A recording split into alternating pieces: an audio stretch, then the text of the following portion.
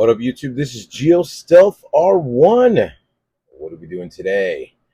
So it's been quite a while since I started doing videos. Motorcycle season is about to end off right there. So I decided, let's pick up a few RCs. I did pick up that one right there, but let's talk about this Axial SCX24. Well, this is my third Axial. I have one over there which has not seen any type of love. There's another one. Let me see if I can zoom in on that one. There's another one right there. But why did I get this one? Well, I think it came out really nice. I mean, it's just the body, but I think the body does this a lot of justice. I'm curious to see what it's going to be like when I open it up. I see that it comes with Proline oil filled shocks. Does give you your controller, your batteries, and I'm not too sure. That thing hasn't seen the light of day in God knows how long. So we'll see what this entails. Alrighty, so here we go. Well, let's start off by just the first look of it. It is a lot. Has a lot more length than the original Axial. What is that? A Rubicon? I think it's a Rubicon.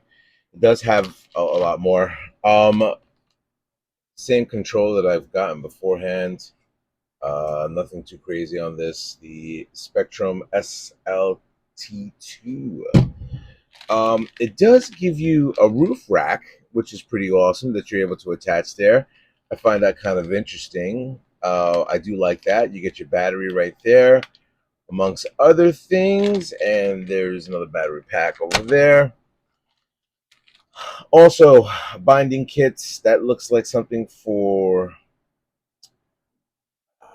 Not too sure what this part is for, but we're going to find out.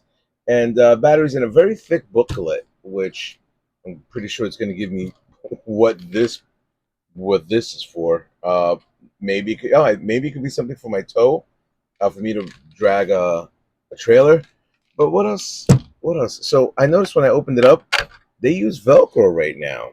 So it's all Velcroed up.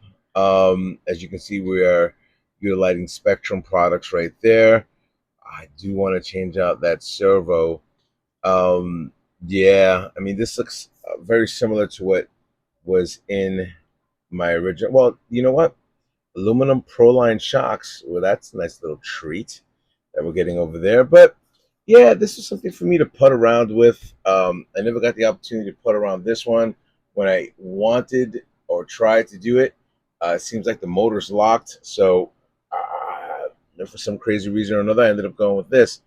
And I think I might know what that other piece was. Maybe that was an adaptive piece for me to have a clip.